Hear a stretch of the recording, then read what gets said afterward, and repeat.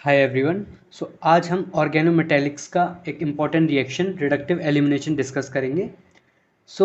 जैसे कि नेम में दिख रहा है रिडक्टिव, तो रिडक्टिव मतलब कहीं ना कहीं किसी चीज़ का रिडक्शन होना है। एलिमिनेशन मतलब कोई ना कोई चीज़ एलिमिनेट होगी, यानी रिमूव होगी, बाहर जाएगी। तो इसमें होता क्या है, रिडक्शन किसका होता है? Reduction of metal. मेटल का इसमें रिडक्शन होगा। And elimination of ligands. Elimination of ligands, कुछ लीगेंड्स जुड़े हुए होंगे उस मेटल से, वो एलिमिनेट कर जाएंगे। इसी रिएक्शन को हम बोलते हैं रिडक्टिव एलिमिनेशन रिएक्शन। ये क्या है? ऑक्सीडेटिव एडिशन रिएक्शन जो थी उसकी जस्ट अपोजिट होती है। So so it is just opposite of oxidative addition reaction. So opposite होती है ऑक्सीडेटिव एडिशन रिएक्शन के। अब जस्ट एग्जांपल लें, जैसे कि कोई जनरल एग्जांपल, कोई मेटल है एम, उससे एन नंबर ऑफ लिगेंड्स जुड़े हुए हैं। अब इसकी हमने रिडक्टिव एलिमिनेशन करवाई। ये जनरली हीट लिख रही होती है, तो हीट की प्रेजेंस में होती है। तो होगा क्या कि दो लिगेंड्स इसमें से रिमूव हो जाएंगी, यानी एलिमिनेट हो जाएंगे। तो बनेगा क्या? अब पहले एन नंबर ऑफ लिगेंड्स थे, अब दो हट जाएंगे तो क्या बनेगा? Ln-2। और वो जो दो बाहर निकले हैं उनको हमने मान लो ए बी लिगेंड बाहर निकल गए। तो अब इस रिएक्शन को होने की वजह से, रिडक्टिव एलिमिनेशन से क्या क्या कॉन्सिक्वेंसेज आए कॉम्प्लेक्सेस पे, कि पहले कोऑर्डिनेशन नंबर क्या था, फिर रिएक्शन के बाद क्या होगा, ये डिस्कस करेंगे। पहले ऑक्सीडेशन स्टेट क्या थी मेटल की, अब क्या होगी, और मतलब पहले क्या इलेक्ट्रॉन काउंट कैसा था, अब कैसा होगा। तो ये सब चीज़ हम डिस्कस करेंगे। तो now consequences of reductive elimination.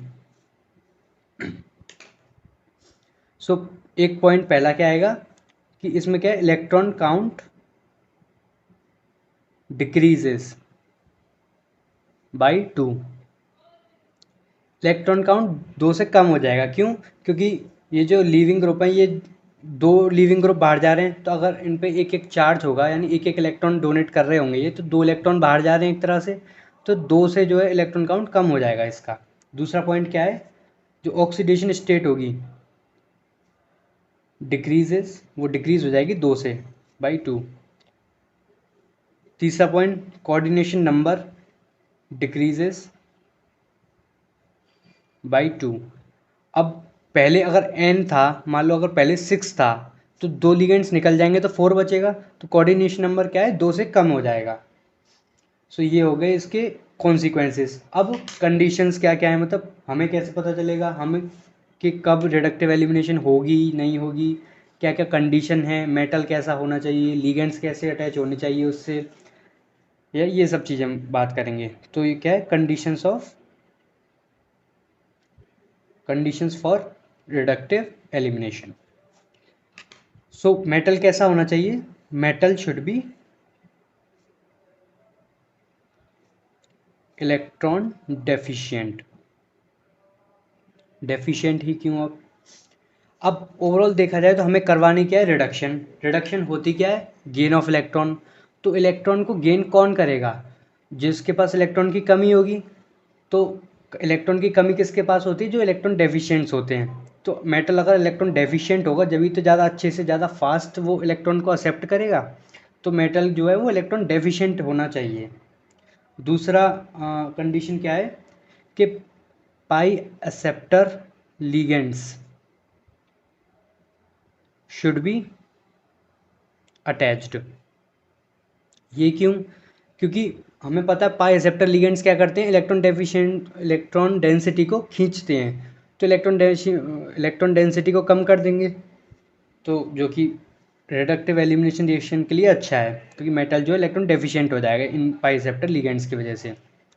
अगर इसी का अगर उल्टा बोला जाए कि अगर सिग्मा डोनर या पाई डोनर लिगेंड्स होंगे, तो क्या होगा, जो रिडक्टिव एलिमिनेशन की जो रेट है, ये स्पीड है, वो कम हो जाएगी। सो एक थर्ड पॉइंट क्या है इसमें एक और, कि जब भी हम एलिमिनेशन करेंगे, यानी ये जो दो लिगेंड्स निकल रहे हैं वो हमेशा सिस होंगे एक दूसरे के। सो लिगेंड ऑलवेज सिस या इसी को हम सिन भी बोल देते हैं, सिन एलिमिनेशन ऑकर्स। यानी जब भी एलिमिनेशन होगा, सिस टाइप का एलिमिनेशन होगा, जो लिगेंड सिस होंगे आपस में वो एलिमिनेट करेंगे।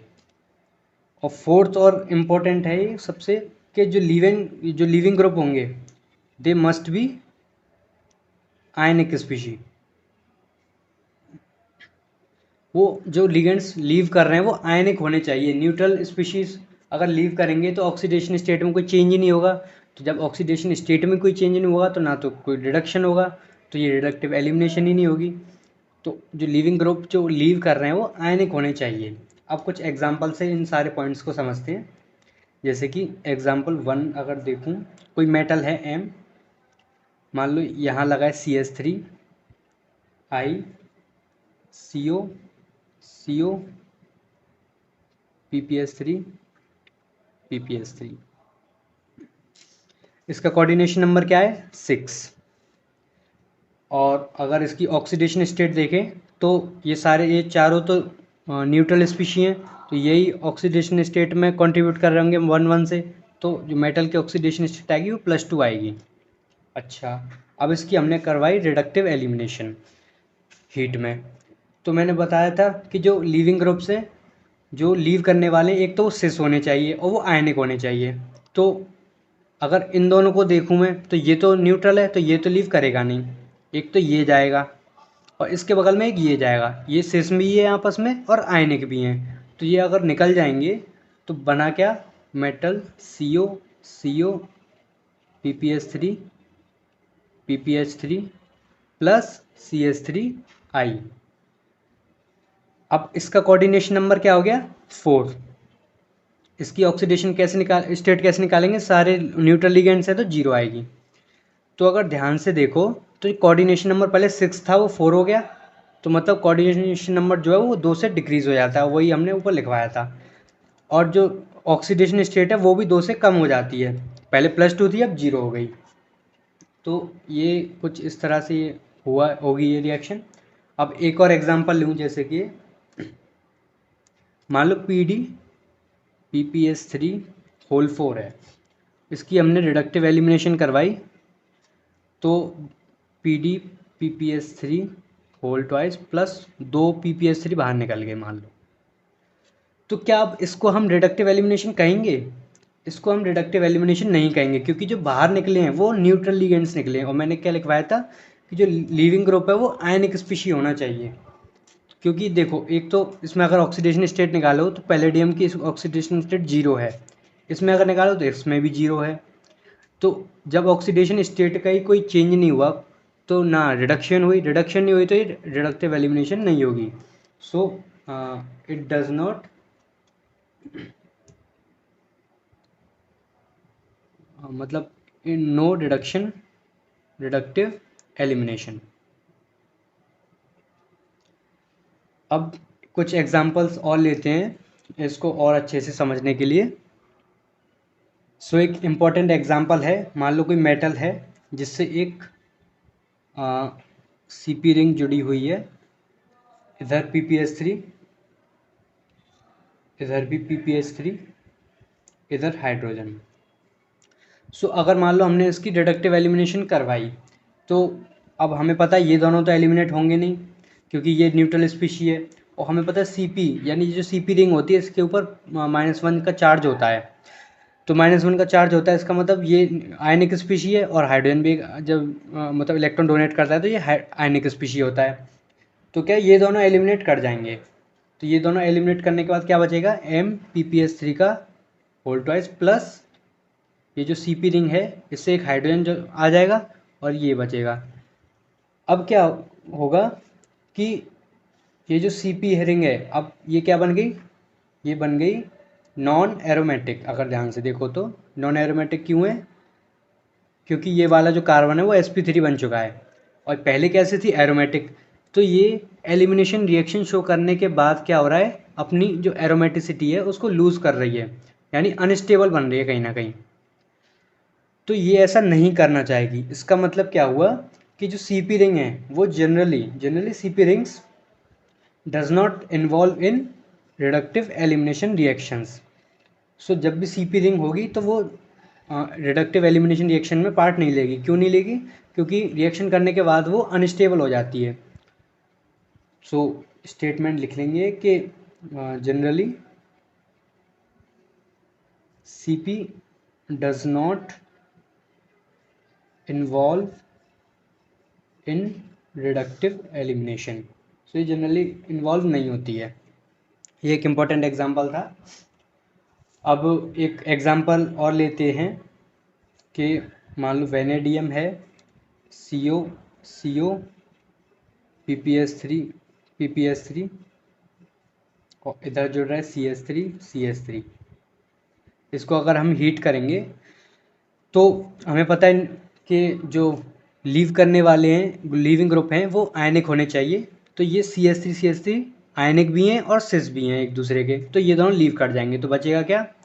CO PPS3 प्लस ईथेन इसमें रिलीज हो जाएगी।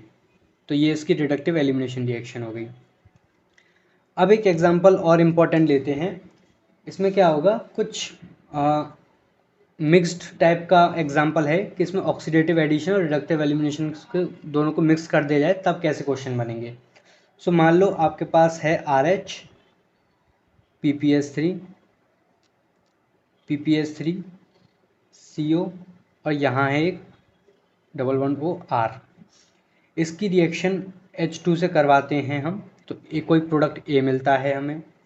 इसको अगर हम हीट करते हैं तो कोई प्रोडक्ट B प्लस एक एल्डिहाइड मिलता है। अब कौन सा क्या है ये हमें नहीं पता, बस ये क्वेश्चन है ये।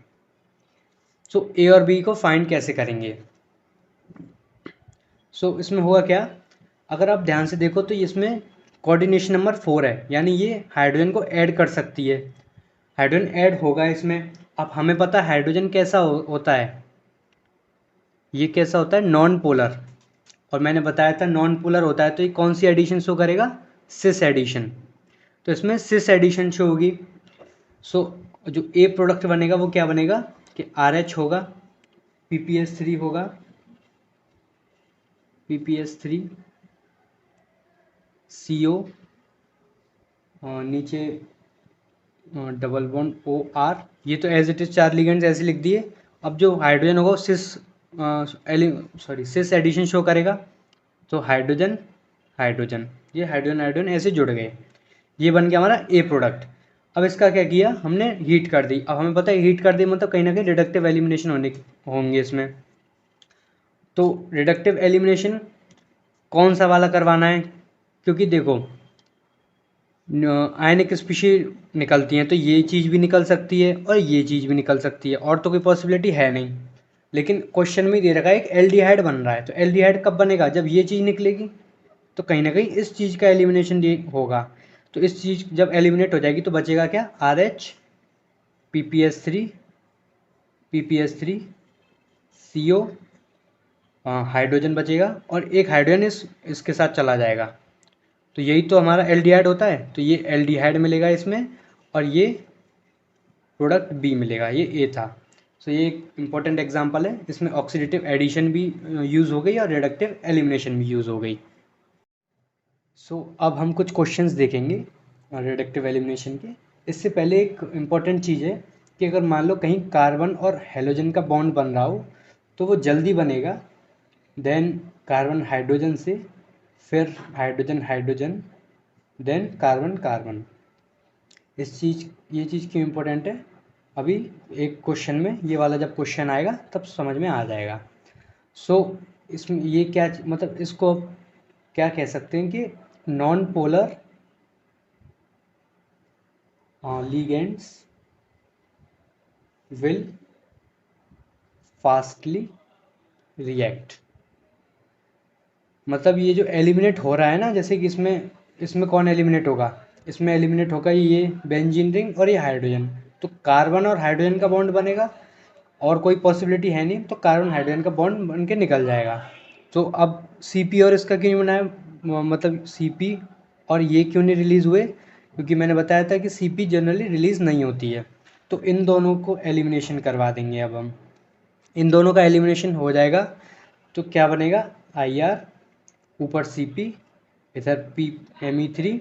और जनरली जब ये लिगेंड्स लीव कर जाते हैं तो जो वैकेंट स्पेसेस बचती हैं ना, उनको जो सॉल्वेंट होता है उसमें प्रेजेंट वो कोऑर्डिनेट कर देता है, यानी वो घेर लेता है।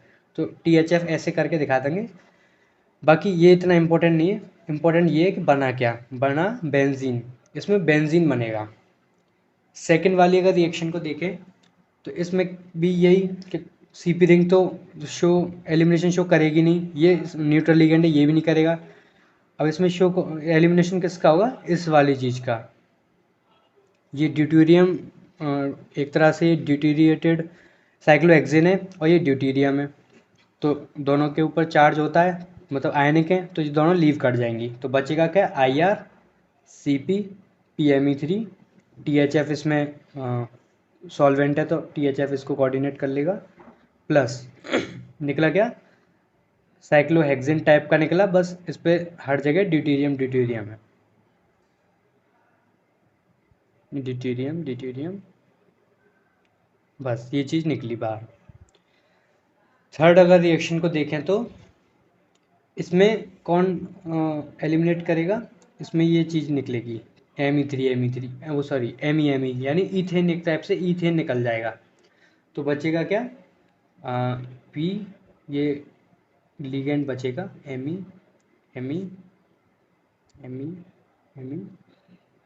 पैलेडियम, और इसको DMSO इसमें सॉल्वेंट है तो ये इसको कोऑर्डिनेट कर लेगा, प्लस निकला क्या CH3 यानी ईथेन का मॉलिक्यूल बाहर निकल गया। अब नेक्स्ट स्टेप में नेक्स्ट क्वेश्चन क्या है कि ये चीज़ है, जैसे कि ये क्वेश्चन इंपॉर्टेंट क्यों है, क्योंकि अब देखो आयोडीन तो निकलना है ही, इसके साथ अब ये भी निकल सकता है ग्रुप और ये भी निकल सकता है ग्रुप, तो किसका बॉन्ड फॉर्मेशन फास्ट होगा। तो मैंने ऊपर ये जो ऑर्डर लिखवाया कि जनरली जो है नॉन पोलर लिगेंड्स रिलीज होना चाहते हैं, तो नॉन पोलर आयोडीन अगर बॉन्ड बनाता है तो ये तो पोलर हो जाएगा, तो ये रिलीज नहीं करेगा, तो ये चीज़ एलिमिनेट होगी इसमें से, और बचेगा क्या, आई, और कोई सॉल्वेंट नहीं है ऐसे छोड़ दो, प्लस Me, C11O, और इससे I इधर जुड़ गया, तो ये चीज़ रिलीज़ हो गई, यानी ये चीज़ एलिमिनेट हो गई। अभी लास्ट क्वेश्चन, इसमें क्या है, ये हमें पता है PPSC न्यूट्रल लिगेंड है, ये भी न्यूट्रल लिगेंड है, ये भी न्यूट्रल लिगेंड है, ये भी न्यूट्रल लिगेंड है, यानी बचा क्या, CH3 और CH3। लेकिन प्रॉब्लम क्या है कि ये एक दूसरे के ट्रांस हैं, हमें पता है एलिमिनेशन सिस एलिमिनेशन या सिन एलिमिनेशन होता है, लेकिन ये तो ट्रांस है, तो इसमें आ जाएगा नो रिएक्शन, कोई रिएक्शन नहीं होगी इसके बीच में। सो अभी लास्ट क्वेश्चन है कि which one of the following shows reductive elimination faster. So reductive elimination इन दोनों में से कौन फास्ट शो करेगा। अब इन दोनों में डिफरेंस क्या है, मेटल तो सेम है दोनों में, लेकिन लिगेंड्स का डिफरेंस है। इसमें PPS3 है, इसमें भी है, Cl है, लेकिन इसमें एक्स्ट्रा CO है। अब हमें पता है कि रिडक्टिव एलिमिनेशन अच्छी वो शो करते हैं जिन पे पाई एक्सेप्टर लिगेंड्स प्रेजेंट होते हैं, तो CO पाई एक्सेप्टर लिगेंड है, एक पाई एक्सेप्टर लिगेंड, तो ये जो है रिडक्टिव एलिमिनेशन फास्ट करेगा, यानी बी की जो है फास्ट होगी ए से। सो ओवरऑल क्या याद रखना है कि जो रेट है, rate of reductive elimination inversely होती है इलेक्ट्रॉन डेंसिटी के, किसके ऊपर, electron density on metal. Metal electron deficient होना चाहिए, तो इलेक्ट्रॉन डेंसिटी के इन्वर्सली प्रोपोर्शनली तो होगी रेट, तो ये चीज़ है इसमें। सो रिडक्टिव एलिमिनेशन रिएक्शन ख़त्म होती है। Thank you.